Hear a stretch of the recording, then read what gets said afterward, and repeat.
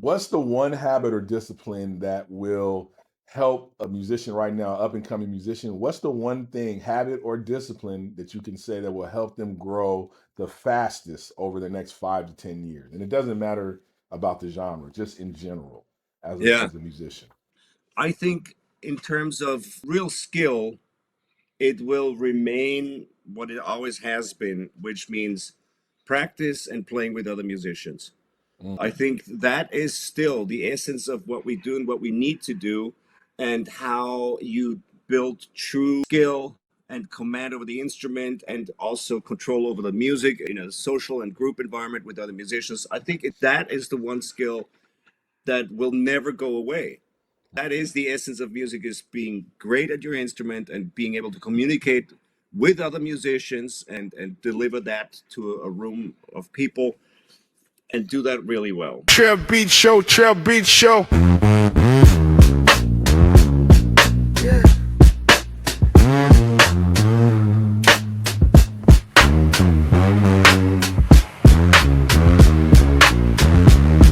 Trevor Beat Show, Trevor Beat Show.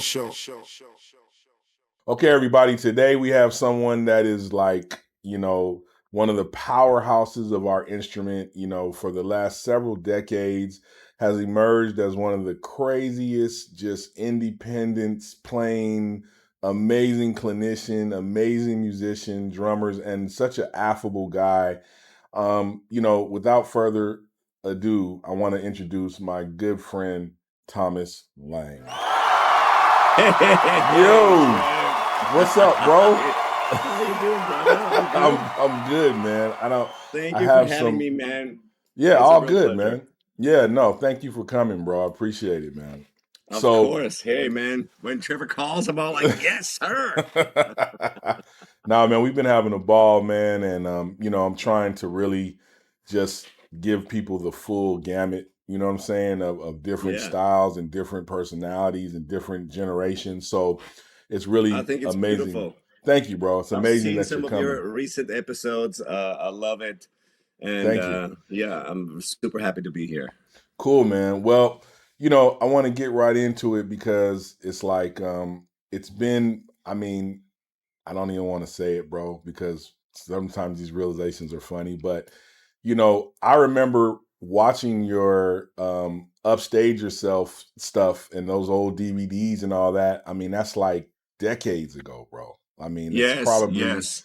and it's like it's 2026 now, which is amazing. And we're seeing like a whole generation of drummers that are now raised on just 60-second viral drum clips. You know what I'm saying? Like we used to Yeah. go and have, DVDs to watch and videos in the old days and all that. Now mostly we're seeing now the results of a generation that are raised off of drum clips.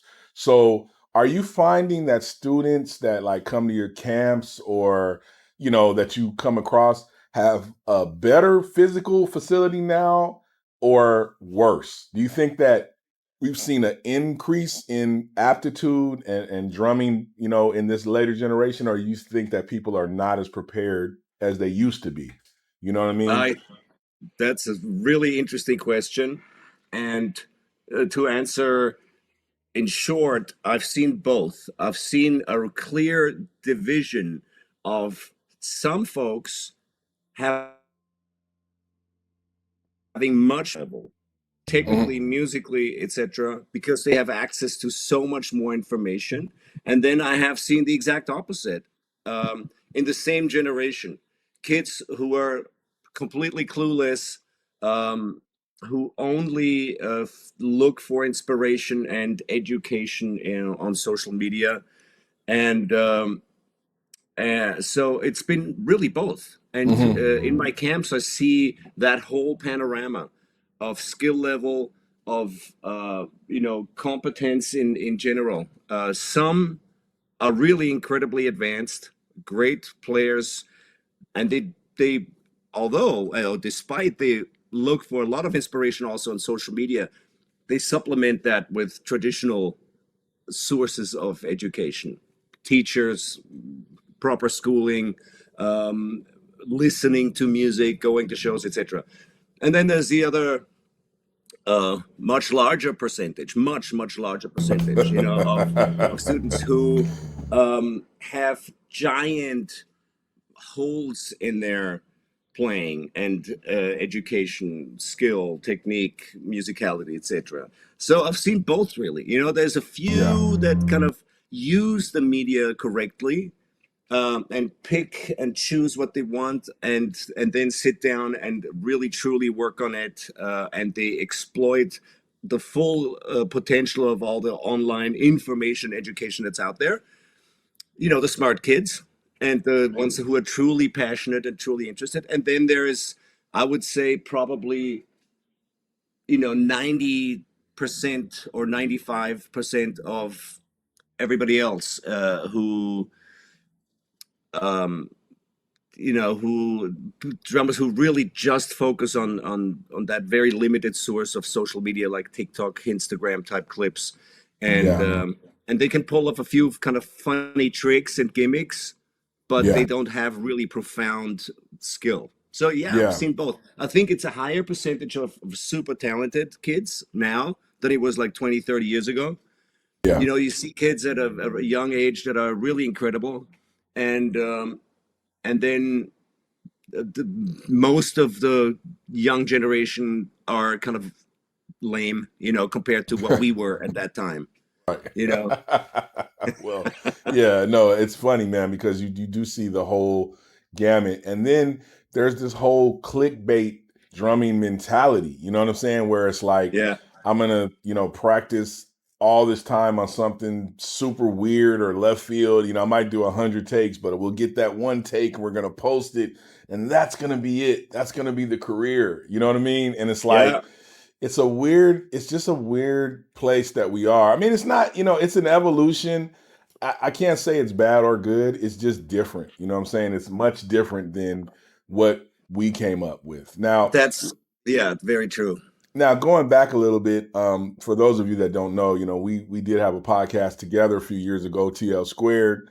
Thomas and I go back, many years. And like I said, I found you back in the day with your DVDs, and I was just incredibly taken aback by the independence and the unbelievable, stuff that you have facility wise. Tell everybody about, some people know you just as Thomas, and they just seen you with the blistering chops and the multiple limb stuff and all that, but they don't know the foundation, So what's the foundation? I mean, you were schooled legitly, you come from Austria. Like, give us a little bit of the background, of where you Well, came from. yeah, I originally I'm from Austria, Vienna, and I had formal drum lessons since the age of 5. I started playing at the age of 5, or just under 5, and had years, probably close to 20 years of actually, formal education, private teachers, Conservatory of Vienna, music academy, lots of private lessons with people I admired, and so studied music, and then in my teens already started while I was in school, still in high school, and at the conservatory started working and playing a lot in clubs around Vienna, and then with bigger and bigger artists over the years, and I slowly stumbled up the ladder playing with local bands, and then more national bands, and then international bands, and then I moved to London, lived in London for 15 years. um, I started working with a lot of British acts, a lot of acts in continental Europe, touring worldwide, and moved to the US about 22 years ago or so. Um, and Yeah, I've been always trying to both work in the music industry, as a sideman slash recording touring musician, also as a writer and producer and composer, and also in the field of education, specifically drums. So I've been trying to kind of keep many balls rolling for all these decades. And, I've been very lucky and blessed to make that happen for whatever, 40 years now. So, Well, it's crazy. First of all, it's crazy to say that because, it's amazing because you've really kept yourself in shape and stuff, man. And I know that health and wellness has to be a part of your regimen. Because if you don't mind sharing with the viewers, I know, but how old are you, Thomas? I'm 58. Right. So, you're out there on the road, you're still doing your thing. And I know that you must have a serious health and fitness regimen that you adhere to keep yourself physically in shape and everything as well, which we'll get into in a minute. But the other thing I wanted to talk about is you kind of balance the line, because you've really become one of the pinnacle people that's kept drum master classes and shows and tours as a drummer, like touring clinics and stuff, making that a thing that has gone away over the years, but you're still able to do that all over the world. But then you're still actively working as a drummer. So you just got off a tour that lasted, how long was that? Wow. Well, this last one was 5 months, but I've been on the road for close to 8 months last year, Right. 2025. So So it was 8 months on the road. Yeah. yeah, so you were really out there, man, really playing, doing stuff. And then when you weren't on the road, you were doing clinics and so let's talk about time management, because just being able to kind of orchestrate that with schedules and all that. I mean, it's crazy. It's a huge feat. So how do you approach time management when it comes to, you might be going on the road, but if you have some time off, you're going to try to schedule a clinic. That has a lot of moving parts, especially when you're dealing with other countries. So unpack how you kind of go ahead and pre-plan that stuff. Well, so usually that's a very loaded question. I manage myself, Mhm. and I do most of my own booking. Um, I found out over the decades that's for what I do the way to go. Not Right. because I don't want to share 10 or 20% with the manager or something like that, but it is I control all the moving parts. And like you just remarked, it's really essential that everything's organized really well logistically in terms of travel, scheduling, gear, blah blah blah. So usually I have requests to tour with people, at the beginning of a year. Let's say at around this time, I know I'm going to be there for like 2 weeks working with that guy. I'm going to have a tour for a month in the fall. I'm doing whatever, one-offs here and there. I look at the locations of these booked gigs and shows, and then I say, hey, what can I do to supplement that trip with additional work? Who do I know in Stockholm? If I've got a booking in London, I've got like two shows in London and a show in Liverpool and one in, I don't know, Brighton or something. I know, okay, I'm going to be in the UK for, let's say, 5 days for these shows. Is there anything I can do after these shows? Is there anybody I can, approach and say, hey, I'm very lucky to get a lot of sort of clinic or masterclass requests, and I have a lot of friends all over the world who are producers or writers, artists, etc. So I just reach out to people and say, hey, I happen to be in your neighborhood. Anything you need me for, or we could do, or that session you mentioned 2 years ago that didn't happen at the time. Did you want to like revisit that? Or I approach drum shops, universities, um, or hit up my sponsors and say, hey, guys, the DW or Mindle or whatever, I happen to be in the UK. I know you got some requests for me to do some clinics in the UK a few months ago. Now I already happen to be there. That saves everybody some money. Right. Is there any way we can hook it up? And I usually do that 3, 4 months in advance, so everybody has time to kind of think about it and then promote it. So you need obviously to plan ahead, Right. and give it plenty of leeway for everybody to do their promotion. And usually things then fall into place because that's the most efficient way for everybody, most efficient way for me, for my sponsors, for whoever wants to book me for a studio session or for some club dates or for a Hmm. clinic or whatever it is. Everybody benefits. It's Right. just the fact that somebody has to pull it all together, and that's Right. usually me. Well, yeah, and that's a good point, because sometimes what people don't understand is that it's great. to have a team and to have management, and it works better in certain situations. Like artists, like like singers or front people, it's almost a necessity. But for us, we operate, as drummers, we operate in kind of a different, it's a different setup for us. So it does, I agree with you because I've been self-managed the majority of my career as well as a drummer. And I feel like it is easier sometimes for us to just handle stuff because we're getting hit with so many things with scheduling and all this kind of stuff. And for people that are not in the world, you might give somebody a date, but they're not thinking, oh, but we have to get there early to get our stuff ready because it's backline. And so they might try to book something. It's like, dude, I can't even make that because I know it says we start at 1, but I'm getting there at 11, to get my stuff together. So I Exactly. think that's an important thing. And the other takeaway from what you just said is, and you heard it here, everyone, Thomas Lang is not sitting back waiting for someone else to do the work. You are reaching out, you are telling people you're around, you're utilizing your relationships, and that is the way that things get done. In our other interview with Manny American, what did he say? It's being um, persistent. Persistent is key. That is a key thing to stay on top of stuff and be persistent. So you're hearing it here again with Thomas Lang. So that should let you know that is something that really leads to success.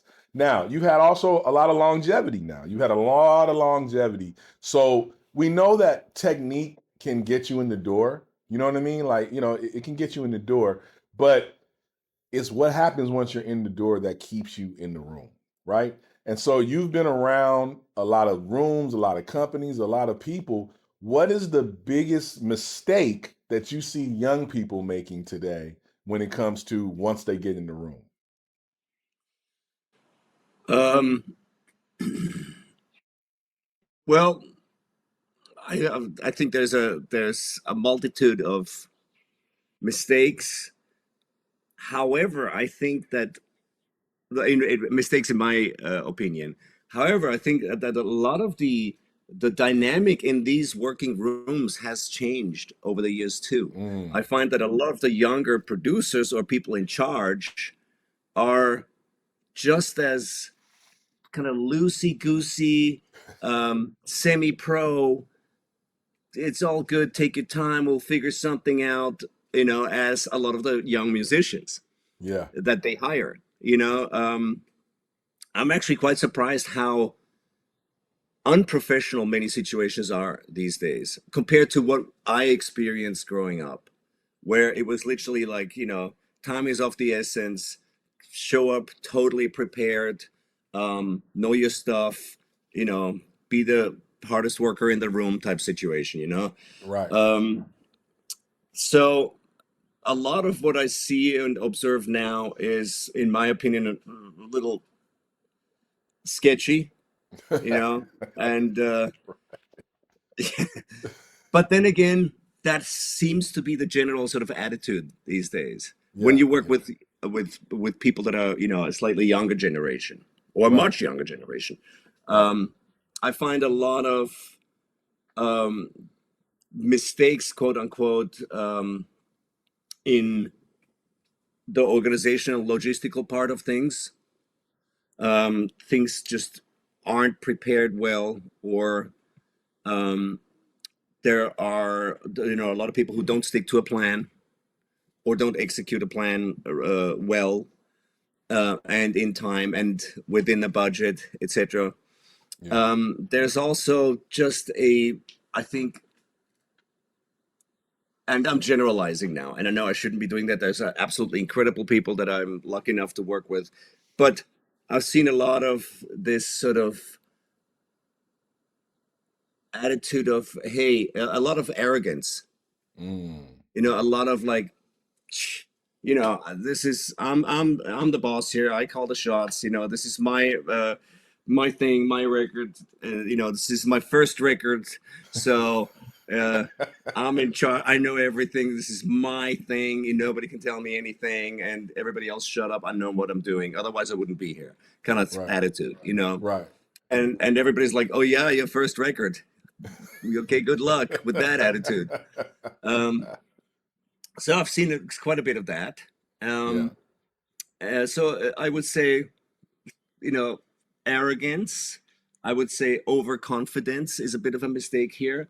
I would say that a lack of actual skill Mm, um, is a mistake. Lack of preparation, a big mistake. And yeah, I think that's already plenty. yeah. No, I Yeah, hear you. That, and that's it's amazing because a lot of people are saying the same thing and experience the same thing. Obviously, in certain situations, it's not like that. I was yeah, lucky enough, man. I just it's because LA's changing and the game is changing and studios are changing. It's like now when we get an actual session with like high level people and a high level engineer, it's like you realize how much is going away. You know what I mean? And yeah, I was privileged to I was tracking at the Village the other day, and it's like, man, the engineer, Nico Bolas, just unbelievable. You walk in, it takes 5 minutes to get drum sounds, and they're amazing.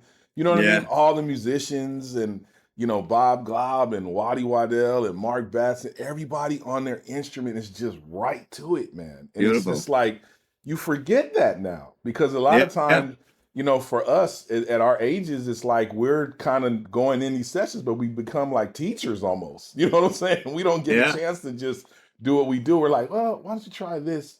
Actually, this will make that go fast.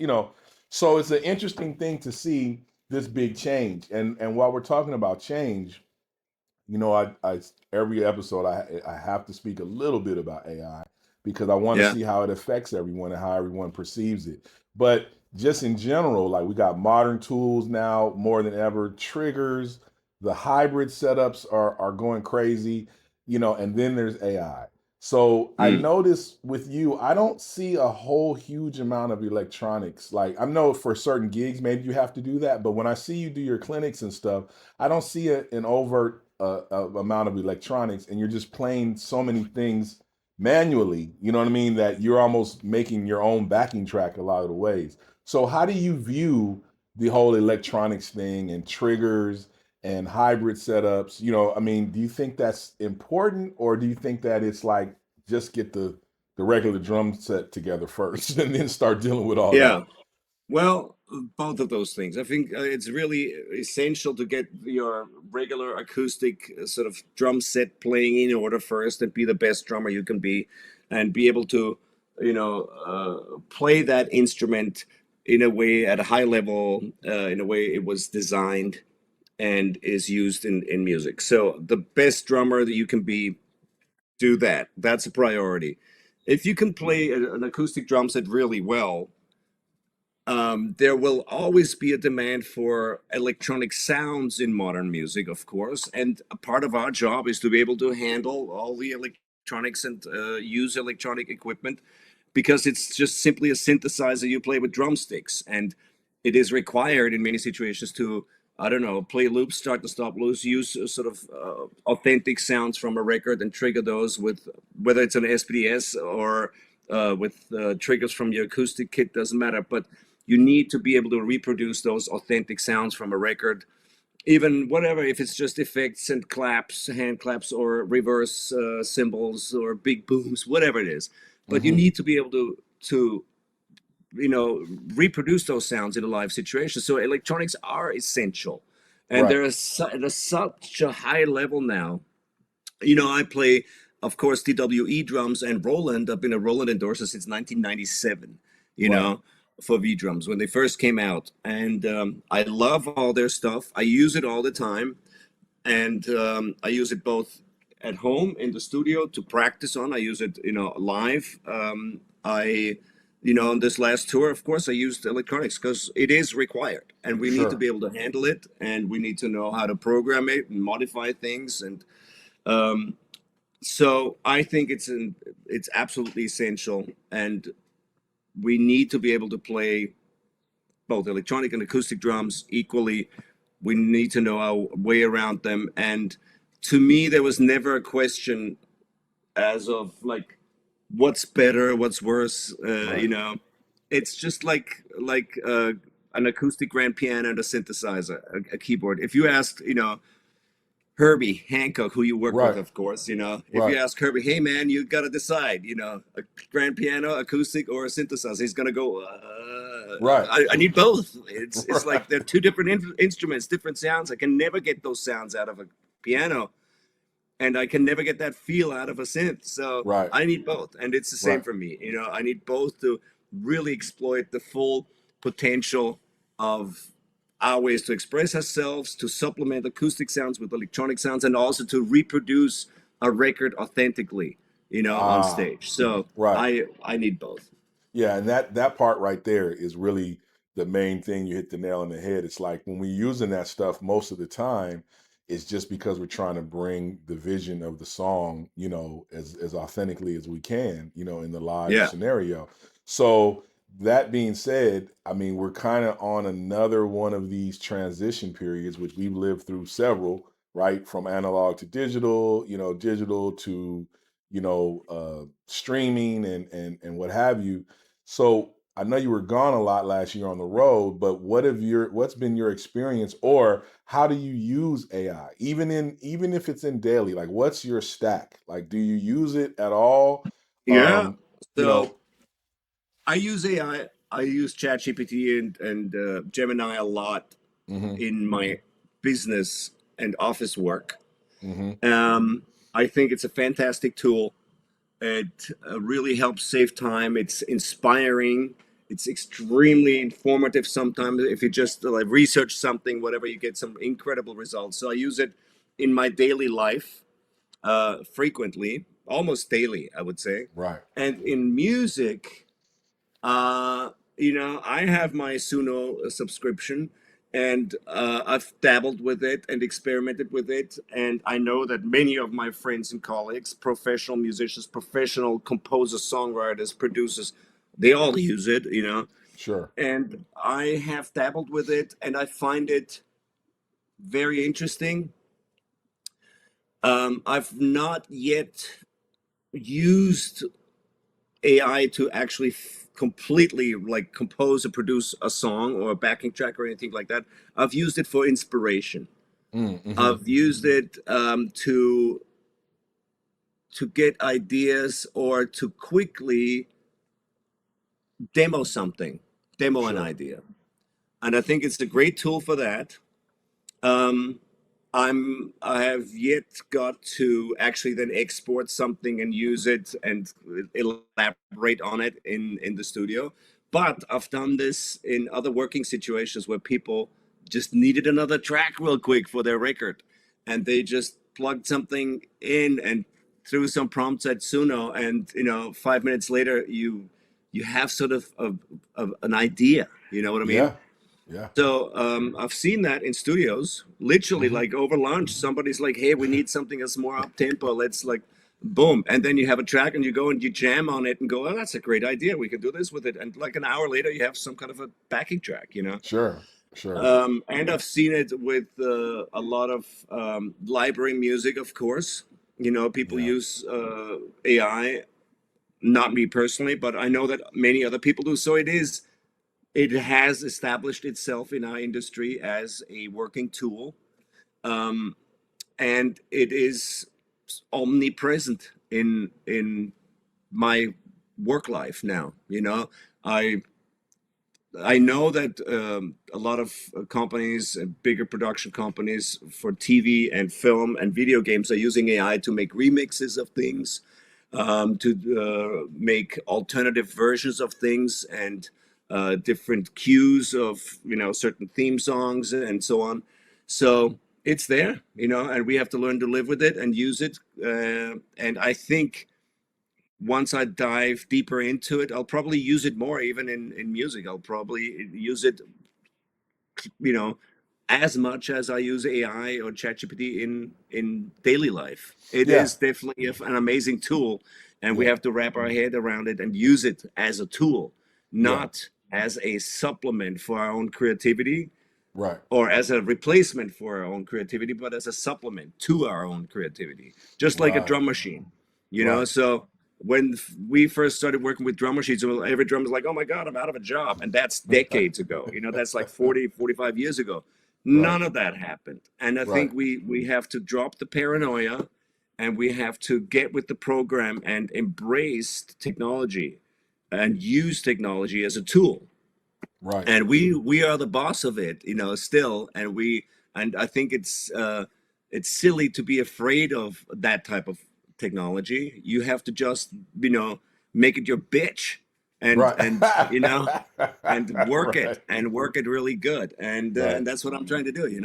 Yeah, don't be scared of the technology, embrace it. No, I hear you, man. I feel like the thing that you said that resonated with me the most is that you are seeing that it is going to eventually be a regular thing, in how we roll. And I keep seeing all these people with this big wall up. It's not going away, guys. It's like it's not going to go back. We're never going back to horses and buggies, right? Yeah. Unless you maybe are Amish or something. But other than that, we're The not cow going is out back. of the barn. Yeah, Exactly. so it's like I feel like we have to embrace it. And I'm going to say this here now because I haven't really said it publicly, but I've developed an app that's going to be coming out in the iOS store that's a prompting assistant. And I Wow. think one of the issues we've had is prompting. And, people hear about AI and they hear about, oh, this can do this. And I've seen these pictures that are amazing, but when I do it, it doesn't work. So now I've developed something rather than, as with the clap stack and everything, I like to solve problems, right? So it's like, this is something I've seen through different generations of people. And I feel if they just had a little help, it would get out of the way of their actual creativity that they're trying to Yeah. actually get the results. So this helps you with images, videos, even music prompts for all the music, apps, and captions, which I feel is important Wow. because as you know, every social media has a different character, count restriction and what have you. So you can drop a caption in there and it will change it, it'll alter it to fit the different social media, platforms, or it can Wow. embellish it to fit Yeah. different moods. So that's going to be dropping soon. I'm not going to say the date, but it's going to be dropping soon. And I think Wow. that's going to help us even get a little closer into the AI conversation for those that may be a little intimidated, right? Yeah. So that's going to be fun. And you're my guy, so I'd love to get you on the beta like right Oh, away. hey, So I'd love to. Absolutely. we'll talk after. Hook So me up. yes, you're for sure. So what's the one habit or discipline that will help a musician right now, up and coming musician? What's the one thing, habit or discipline that you can say that will help them grow the fastest over the next 5 to 10 years? And it doesn't matter about the genre, just in general Yeah. as a musician. I think in terms of real skill, it will remain what it always has been, which means practice and playing with other musicians.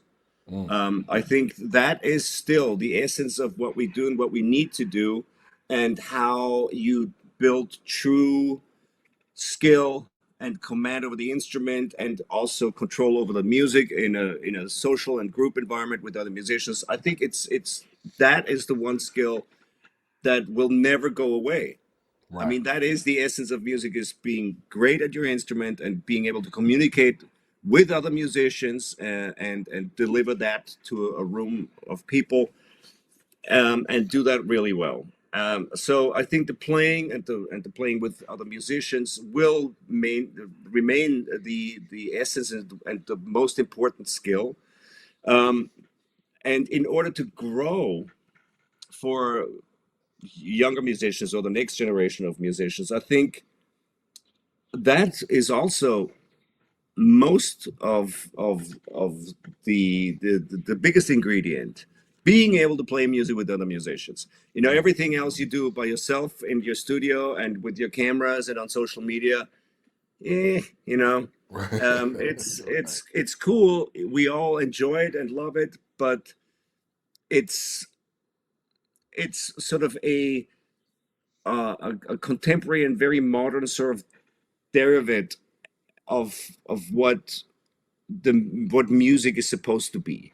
mhm, It's part of what we do now, and it's become an essential part of what we do, and it's uh, become a career for a lot of musicians to just focus on that. But I believe that in the future there will be again a very clear division between two main avenues in music. And one is real musicians, human beings performing at an extremely high level for people who want to see humans perform at a high level, who appreciate great musicianship, who appreciate true, honest, excellent craftsmanship and talent and artistry. There will be that scene. It's the world of music as we know it. Concerts, club shows, amazing performances, great players, like a social activity, of people playing together in front of an audience, no matter how big, whether it's a small club or giant arenas. There'll Right. be that scene. And then there will be sort of the electronic AI, sort of artificial synthetic scene, which is designed for people who don't care about all the other things so much. They don't care about great musicianship or artistry or anything.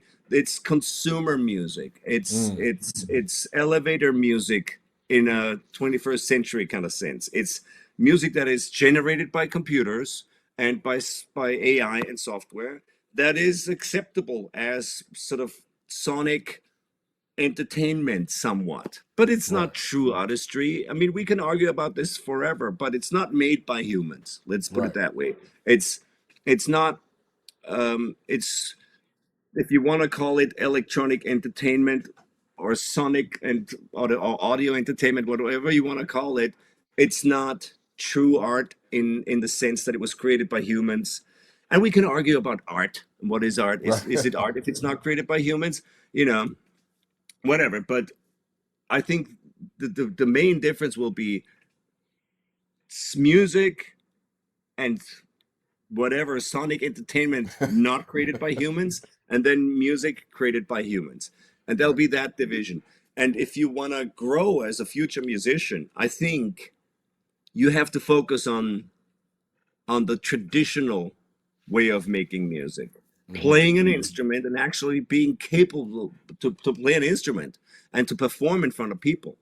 That is the art, of being a musician and being a performer. And then there's this other thing where if you want to make a quick buck, in your bedroom and you've got Suno, yeah, that could work. Yeah. It already works, and it has been working like that with a lot of music in the last few decades. Since we've had sampling, people been writing and producing hits using existing material as inspiration or copying existing material or sampling or whatever it is. So Hmm. we've kind of been on that route for a long time, or EDM, or just completely electronically sort of generated music with arpeggiators and drum machines and prefab loops and stuff. We've done this for so long. It's just another Right. step up in technology now. So, anyways, to get back to your question, in order to grow as a young musician, I think you have to, of course, be aware of what I think is going to be this division, and then dabble with both, know how to handle both. But I think the true growth and competence and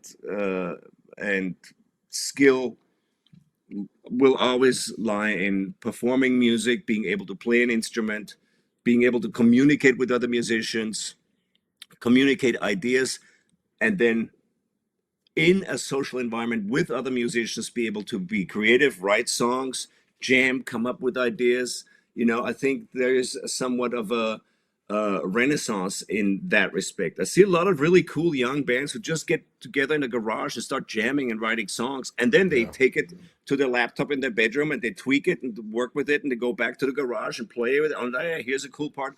Doing it's kind of the old school way with the help of technology to record at home, to make it possible to release things and to tweak it, um, and deliver some really cool stuff. I've seen some Yeah. really great bands, young bands out there now with great attitude and like decent playing skill and everything, but it's kind of a, a cool punk rock attitude about it, and who are embracing technology and doing their own thing.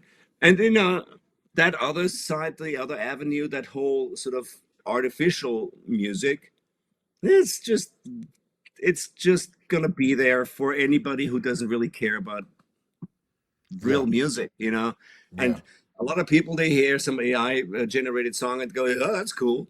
I'm like, yeah, you know what? A lot of it is cool, Right. and I don't care about it either, to be honest. I don't care if somebody puts out an AI record, like, you know, Right. whatever. You Right. know, it's some bullshit, you know.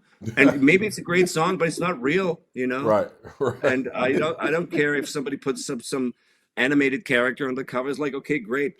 You know, the music industry is so fucked up already. I couldn't care less about some song being number one. It's like, who cares? Nobody makes money with that anyway. You know, Right. what kind of Right. bullshit? Everybody's like, oh my god, you know. It's like, what do you expect? Of course, you know. And I'm just waiting for this to happen in publishing and in the movies. I'm Sure. just waiting for you know, whatever, Marvel to say, "Hey, here's our first completely AI generated superhero movie." You know, Right. Right. I'm waiting for that. I'm sure Because we're gonna that's see it. Yeah. and exactly in the big world of Hollywood and stuff.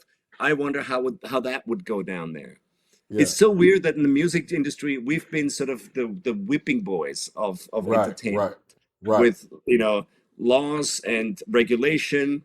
Nobody cared about Napster. Imagine that would have happened to the movie, you know, with it did happen, and they shut that down really quick with what was that website you could download movies from? Um, I can't uh, remember, but I don't there remember, but I know was what you're like talking the about. Napster equivalent Sure. with Yeah. movies. I forget what it was called, but they shut that down real quick. Right. You know, with music, that just went on and on and on and on. And Right. again, you know, kudos to Lars Ulrich for raising the red flag at the time and saying, "Hey, this is wrong. This is not right." Yeah. But nobody took us in the music industry seriously, and look at the damage it has done. Yeah. So anyway, I sorry for No, no, no. uh, That's exactly no. I hear you. I mean, the basic gist of it is two schools of music, and basically yeah, one is humans and one doesn't really have a soul. You know, I think that's what we can relegate it to absolutely, is like it doesn't have soul. I will say, you know, as somebody that's heavily into it and been following it and using it, you can really get some pretty ridiculous results. It's just I don't believe you can get the best results from only prompting. That's where you kind of cheapen the whole experience. But when you're actually inputting creative things into it and using it as a tool, like you said, to supplement your creativity, you can get some amazing results. You know what I mean? yeah. So I completely agree with you on that. Do you So what do you use? I have a nice stack, you know, obviously for the business stuff and a lot of stuff that has to do with my podcast. I use the usual suspects, Chat and Gemini, Hmm. Perplexity sometimes. Big into Notebook LM. Don't know if you're hip to that. Notebook LM is unbelievable. And on the music side, when I first started with this, because I've been doing the AI music thing probably for like almost 2 years, and it was Udio at first. So I was Oh doing yeah, that, and that's all changed now because they've done their deal with Warner Brothers. But the last year or so, I've been with Suno, doing using Suno, and man, I've gotten some amazing results. But in compliance with the laws, you can't even register a fully prompted song. So you have to have exactly. interaction for it to be something. Now here's a vantage point that I never thought about because we have these AI sites and a lot of people are making music. And just the other day, I just heard about it yesterday. So I imagine this just happened in the last week. The terms of service now apparently have changed or are about to change at Suno to where now they're saying you don't own the master. So before it was like, as long as you have the paid tier, you can monetize it, it's yours. And That's now right. with the flip of a switch, I'm hearing they're saying, well, we generated it, so we kind of own the master. That's going to be tricky because first of all, so many people have done stuff with it previous to that, and second of Yeah, all, if you add something to it, it's a new master. So right. I feel like I don't know. I was talking to another producer creative yesterday about this. The only thing that people really are caring about in this argument is the voices. The Yeah, voices are what is bringing all this weirdness and attention and worry. No one right. cares about the music. I mean, we've all had samples, and it's been going on for years for the music side. This is a Yeah, voice thing. This is an artist definitive, voice for type sure. of thing. So I don't think we're going to have a lot to worry about in that instance. But it is interesting because it's one of those things we don't think about, where just like Google and all these other things that we basically all live with, they can now say, hey, well, we're going to stop it. We're going to turn it off. We're going to change the terms. We're going to, like they do every time that we click the Yeah, button, we're going to take your information. And now I'm like, with the music side, it's like once they have so many people, I hear there's like 7 million songs a day being made with Suno. yeah, yeah, So it's like now you have that swath of people, they can almost turn around and say, hey man, unless you do this, that's all going away. So it's an for sure. amazing amount of power too, that I don't know how it's going to be used yet. We've seen our Yeah, information be trafficked. Essentially, our information is everywhere. We're not making that money, but yeah, I think it's going to be an interesting thing to see moving down the road. So last yeah. question, I ask everyone this: give me one moment through the whole career that stands out, like the biggest moment, good or bad, anything. Just give me one moment that's like, yo, this is a standout moment that I remember that happened to me. It's a great question. Wow. Hmm. I think I don't think I can pinpoint exactly who it was with, but one key emotion that is so memorable and such a big part of my uh, love for performing and my passion for music was early, like in my career, when I first played on a huge stage, Mm, and I felt the power of what a band and what music can do to a very large audience. So when I first, I remember, and this was in the 80s, this was like pre in-ear, like like with yeah. giant, like my drum fills were like a PA. And I remember stepping on the drum riser at sound check and hearing the whole venue go, Yeah. simply from like a step onto the riser. Everything was on and blasting, and I felt like, wow, what's that? And I remember tapping on the drum riser with my foot, and I could hear in the venue. Like, holy shit. Anyway, but then playing, at soundcheck and going, what is this thing? This is amazing. Like the power you can generate, and then playing the show and realizing that you have such a huge amount of people in the palm of your hand, with what we do, with just playing a beat or just playing four on the floor on the kick drum, and you see like 15,000 people Yeah. jumping and dancing and everything. And I just remember that as like such a high and Yeah. such a freaking trip Yeah. that immediately got me hooked into performing, especially on large stages, and wanting that again and again and again. Just feeling, um, being part of something huge like that, something powerful, something extremely emotional, that sort of exchange of vibe between band or performer and audience, and the feedback you get from an audience, the fun factor, and it was just such a turn on. And then, once I think you've experienced that, you want to have it over and over and over again. And Sure. then, ironically, you get somewhat used to it. And it's like, yeah, it's another one. And we'll do another one. And we've got another 80 of those this year.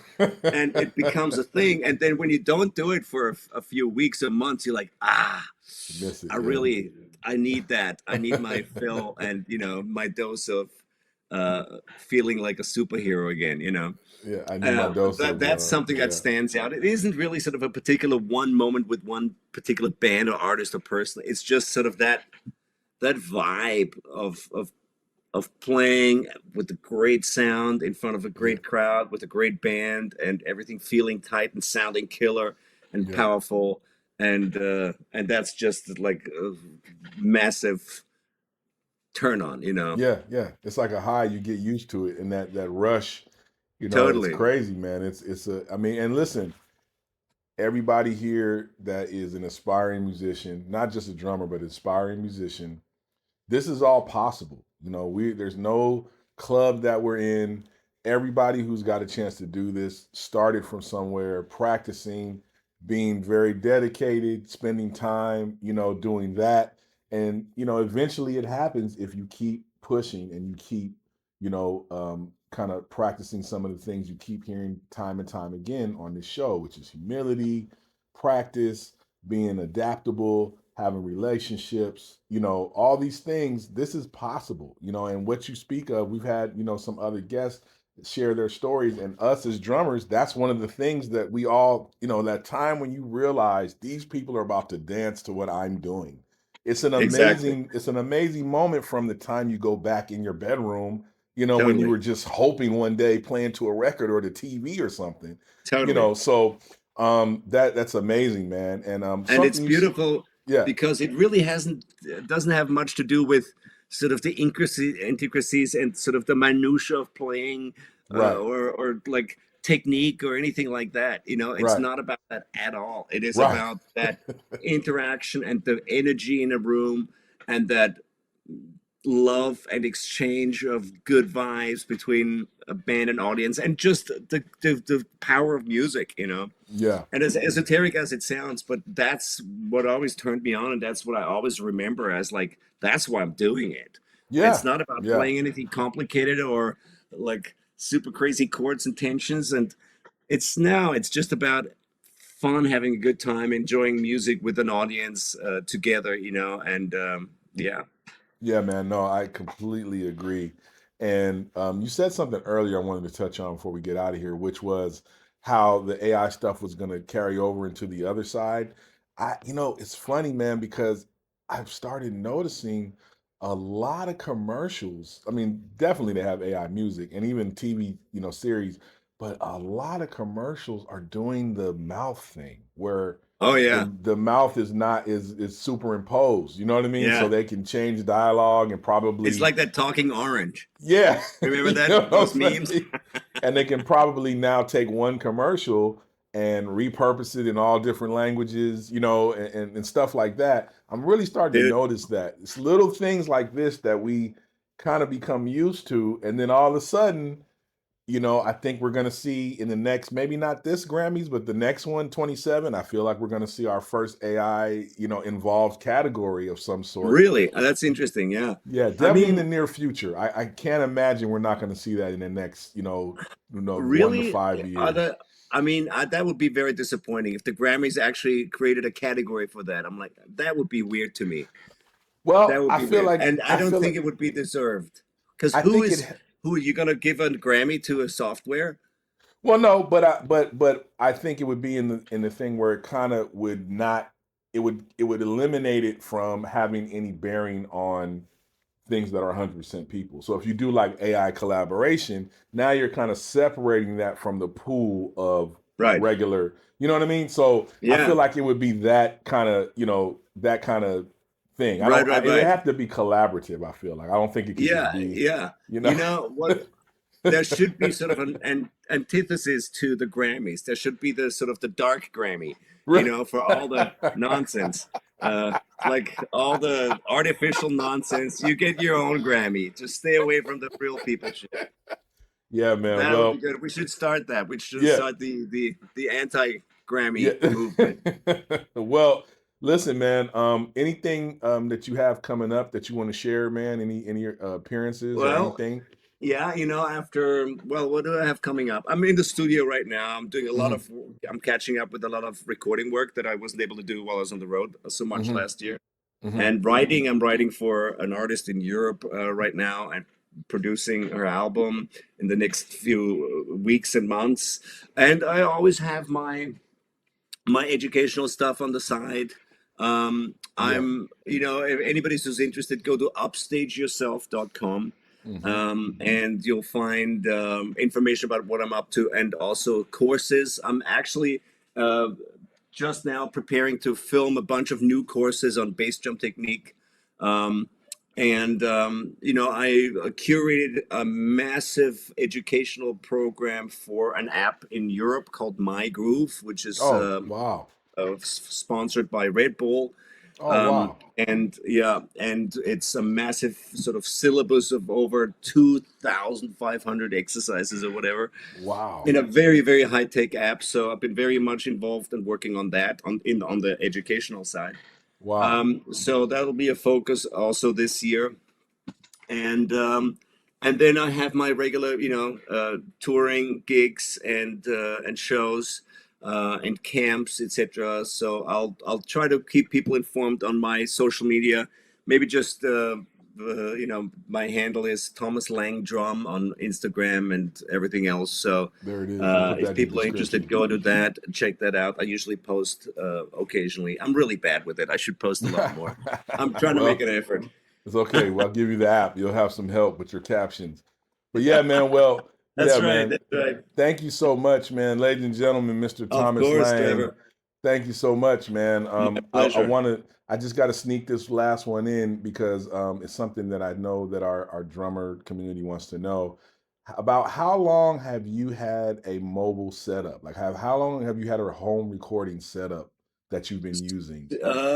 Since 2005. Okay, so over So 20 20 years. 21 Yeah, years I've had yeah. a home recording. And even before that. So even in the 90s, I had, no, way before that.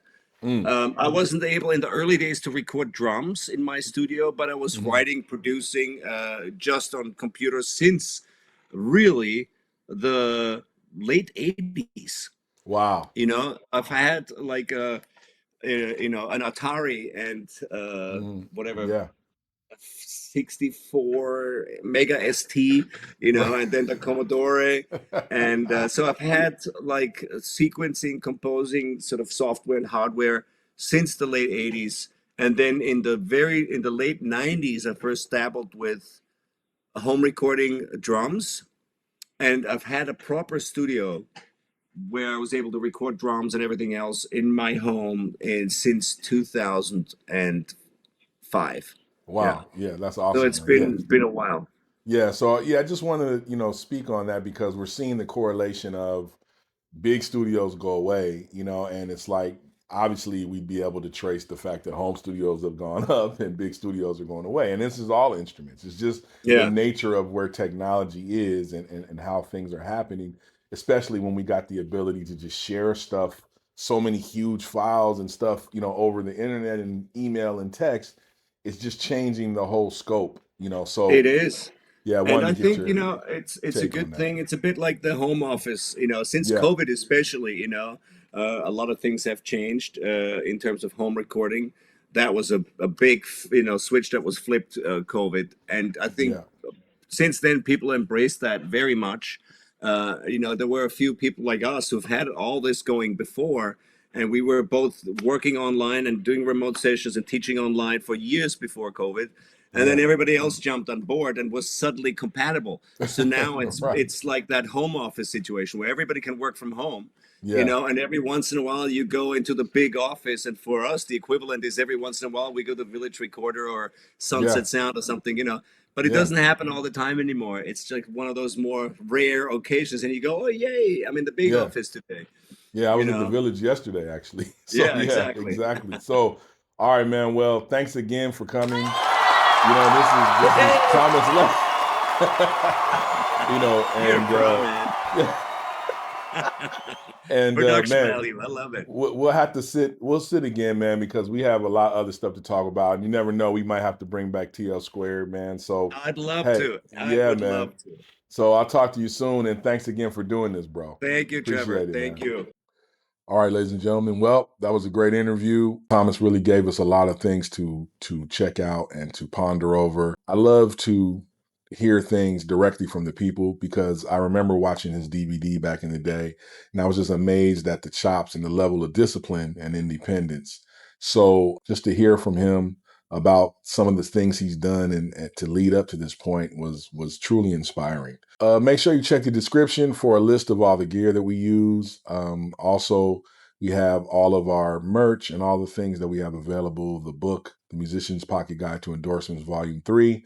It is getting close to NAMM, so I think everybody should check out that ebook. It would probably be helpful for you to prepare for NAMM. And everything else can be found at www.trevorlawrencejr.com. Make sure you check out the next video, and don't forget to like and subscribe. It's the Trev Beat Show, and we out. We out. We out. We out. We out. We out. It's the Trev Beat Show, and we out.